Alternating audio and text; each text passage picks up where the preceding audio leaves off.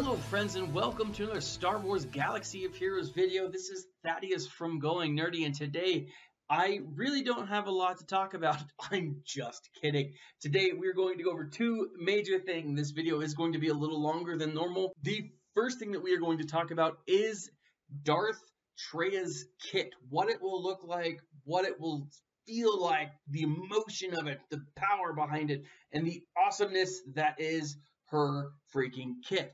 Now, the second thing that I'm going to talk about today is the Sith Raid. Now, I am very excited about this. Now, on my trip, as many of you guys have guessed, we were able to get footage and play around with Darth Traya. We were able to see Visa Smart. It was really cool to play around with him. It was the introduction to this whole event was super cool and was really a spectacle. Loved it, but we didn't get a lot of real firm details about Darth Traya. And while we got some really cool information and some very important information about the Sith Raid, we didn't get to play it. And so this is as new to me as it is to you, and so I'm reviewing it for the very first time. Very excited about what's going on here. And while I am excited, I'm always excited. If you haven't noticed, I'm an excitable person. I will kind of try to hold back my judgment on this until I can actually get into the raid and play it for myself. Based off of what I have learned, based off of the knowledge that I have about this particular raid, you guys are going to love to hate it, because it is going to be the biggest challenge, and I'm very excited about it. But let's go ahead and jump right in to Darth Traya's kit. Traya is obviously a dark side character. She is a Sith. She is a support character. Her definition, her tag says Sith support who punishes enemies for relying on others. Now, if you have a team that really builds off of each other's uniques, this is going to punish you for that. So keep that in mind. Now, before we really get into this, I will say that her kit that is playable will be slightly different than the kit that is what we're going to be going up against in the Sith Raid, and I'll talk about that here in a moment. But her basic attack is called Deceptive Strike. It deals physical damage to target enemy and dazes them for 2 turns. Traya inflicts all debuffs on allies to target enemy. So imagine if you're going up against a Vader, and he just keeps stacking those damage over time, damage over time, damage over time. Those stacks of damage over time, boom, are going to hit that one enemy that she attacks. Now this is her basic. That is awesome. If any debuffs were inflicted, reduce the cooldown of Saber Storm by 1. Now, Saber Storm is her first special ability, and it was funny because the way that they introduced this to us, they said, Darth Traya has 3 lightsabers. What's the coolest possible way that we can get her to throw all 3 lightsabers at once? Yeah, this. Saber Storm reads, deals special damage to target enemy and inflict tenacity down for 2 turns. If Traya has full health, deal special damage or deal damage and additional time and inflict ability block for 2 turns. If this target is buffed, deal damage and additional time and inflict healing immunity for 2 turns. This attack can't be evaded. So essentially it's like each saber that hits does something cool, and if something, if the first saber hits and something exists, a rule exists, saber 2 hits and then that does something special, and then saber 3 hits and so on and so forth. This has a 4-turn cooldown unless, she's inflicting debuffs on other people via her, basic. So your second special is called Isolate. Now this is a really cool technique, and it's kind of a real buzzkill. I'm really curious to see what this looks like. We didn't get much of a chance to play it. The animation, I think, looks sweet, very reminiscent of what Snoke does to, Kylo Ren in The Last Jedi, but in this shot that I'm showing you here, she's doing it to Poe. It says dispel all buffs on target enemy, increase their cooldowns by 1, and inflict isolation on target enemy until another enemy is isolated or Traya is defeated. So isolation can exist on one target at once and exists throughout. Now, it reduces target allies cooldowns by 1, grant them protection up 50% until the end of the encounter. Isolation can't be copied, dispelled, or resisted. This attack can't be evaded. Now, what's cool about this, what's interesting about this is the isolation, what it reads, the actual debuff itself reads, can't gain buffs. Just can't gain them. Just can't attack or gain positive effects outside of turn. So all of those really cool Ewok abilities, this Darth Traya is going to dispel their usefulness. And that's not just with Ewoks, it's anyone who attacks on a turn. That's a lot of the mechanics that exist in the game right now. That is a really cool mechanic, and I'm really excited. That's just on the regular characters. It continues to read, allies can't attack or gain positive effects during this unit's turn. Now, positive effects. They have a list of positive effects that an ally, a person in isolation can't get. They can't get turn meter gain. They can't get health recovery. They can't get protection recovery. They can't get assist attack, right? So they can't attack on a turn. They can't get buffs. They can't be revived. They can't do an ally dispel, health equalization, cooldown reduction. All of the awesome abilities that exist in this game are now neutralized. They are neutered. They are null and void. They are suffering a nihilistic, if you will, effect. Against raid bosses, however, can't gain buffs. All right, so phase 1 of the tank, very nice, because all you're really going to do is you're going to keep throwing isolation on Grievous and just murder him. Now, characters attacking this unit gain critical damage up and health steal. So when you attack a character that has been isolated, you're going to get critical damage up and health. That's awesome. That is awesome. So by just attacking raid boss, you're going to do some awesome stuff. Very excited about that. Now, her leader ability is a Zetaed ability, or a Zetaable ability, and it reads, it is called the Lord of Betrayal, which makes sense because, again, she is the Lord of Betrayal. Sith allies have 40% critical avoidance and 40% potency, or plus 40% critical avoidance and plus 40% potency. When a debuffed enemy takes damage, all Sith allies recover 10% health. When an enemy uses an ability outside of their turn, which is like every team right now, they take damage up to equal to 35% of their max health. Okay, Han, so when he counterattacks, which is taking a turn outside of his turn, he is going to take 70% damage against a Nihilist lead. That is ridiculous. That is so effing crazy. Oh my gosh. This damage can't defeat enemies, so it's very similar to some of the other characters that we have currently. It just can't defeat enemies. It doesn't have to at this point. When an enemy gains a buff outside of their turn, they lose 50% offense until the end of their next turn. So, again, that, you know, if a OG Han is buffed outside of his turn, and then he's attacked, he's going to lose 50% offense, and then each time he hits, he's going to take damage equal to 35% of his max health, which means he's going to hit like a wet noodle, and he's going to be limp like a wet noodle. Don't read too much into that. That was oddly sexual. Not intended. Moving on, her unique, first off, super excited about that leadership ability.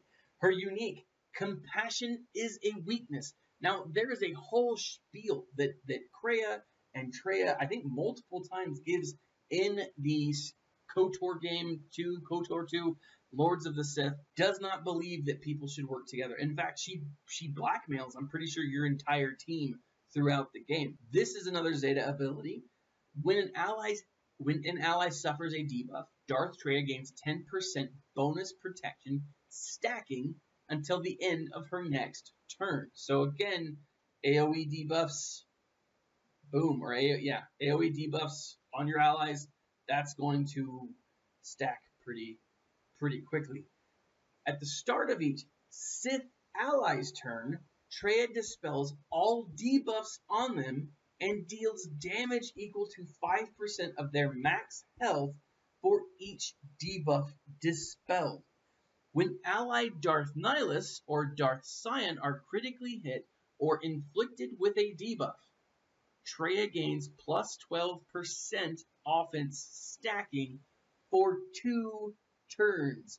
So again, you put in a Darth Nihilus, a Darth Cyan, you put them against a team that are critically hit, Traya is going to hit like a dump truck against characters like the Rebels. The Rebels do a lot of critical damage. There's a lot of other, most factions in this game do a crazy amount of critical damage, and this is going to be to their detriment. I don't even remotely know how to play against a Traya lead or play against a character. Now, here's the thing, though, guys. If you are not a whale, you're probably not going to be competing against whales too often. But with that, even whales, it's going to take a little bit of time before they start unlocking Traya, because this again is the new Sith Chase reward or the Sith Chase reward character. And while that is awesome and exciting, it's going to take hopefully a couple of weeks, if not a couple of months, to really figure out the mechanics of the Sith Raid to be able to unlock her. But let's move right on to what that Sith Raid will look like. I am excited about this character, and I will probably not get her for at least 6 months, because dang, this is ridiculous. I'm very excited to see what she looks like in practice, in arena, on a Sith team. Very, very excited. Now moving on to the Sith Raid. Now what I'll do here, guys, is I'll actually bring up, I have footage from all 3 phases, and when I say 3 phases, what I really mean is there are 4, and as I called, and as many of you probably called as well, the 4 phases, the 4 characters that we're going up against. In phase 1, we're going up against Darth Nihilus. In phase 2, we're going up against Darth Cyan. In phase 3, we're going up against Darth Traya. In phase 4, we are going up against all 3 of them together. In phases 1, 2, and 3, they're going to have their own minions. It's really kind of cool, the scenery, the introductions. I did get a chance to see that at the event, and I'm very excited. Now, the first thing that you need to know about this raid, there is no escape button. That doesn't mean you can't back out if you're getting hosed, but there is no escape. So the concept that they've learned from each of the raids, they learned from the Rancor what not to do in the Heroic Tank. They learned from both of those what not to do in this. And the concept of taking that button out, taking that mechanic out, was kind of twofold. It does take up some real estate on the screen. It takes up some space. And with that space being taken up, they can't add other things, right? And I'll talk about some of those other things here in a moment. But the other reason, outside of the whole real estate concept, is this is Galaxy of Heroes. Heroes don't normally retreat. Now, we have examples of especially, the original heroes retreating all the time. But if you think about it, in a fight, in a hands-down showdown fight, they don't run away, right? And so they took out the escape button, so you can't have the whole Kylo Ren mechanic where you went in, you did a ton of damage, you pulled them out, went back in, did a ton of damage, you pulled them out over and over and over again, right? If you are going to deal damage in each of these phases, you are going to have to actually think about this, fight this, and it is going to be tough. Now, again, the concept behind this in their mind is this is a puzzle. They've given us the pieces to figure out how best to solve the puzzle, right? It's like an escape room or a really complicated math problem, or diagramming sentences for you English people out there. Who does that anymore? I don't know, only grammar Nazis. But seriously, it is a puzzle that needs to be solved. And what that means is there will probably be more than one answer. Look at how they've done it in the past. You know, once we figured out how to solo the Rancor, those teams spread like wildfire. Once we figured out how to do P1 of the tank raid, those teams spread like wildfire. So expect a ton of information coming up probably over the next couple of months or shortly after this is launched. I do not know when this is going to be launched, but I do know that it's going to be awesome. Now, like I said, entering Phase 1, the Phase 1 ability, which is an ability that you now have. Each phase has its own ability, which players can take advantage of. So they got rid of the escape button, but they gave us an ability button. So it's kind of like what we've seen with the aerial assault and territory battles and some of the other legendary events. We've seen these additional abilities. This is what they've added. They've added a new ability. In Phase 1, it's called Unbreakable Will. Gains Unbreakable Will for 1 turn. This unit may only use this ability once. So if you have a team of 5 people, each character can only use it once, right? But an additional use can be gained by defeating menacing enemies, right? So the Nihilist's cronies, you kill them. You know, if that character kills them, that character can then use this ability over and over again. Unbreakable Will can't be reduced below 1 health, which means you cannot die. Must be targeted by enemies' attack, right? So it's a forced attack. Speed is decreased by 10%. Turn meter can't be modified, and it lasts 1 turn. So it is this targeted super taunt that allows everyone to attack that one person. Now, in the second phase, we're obviously going up against Scion. What's cool about this is taking place again in the Sith Temple.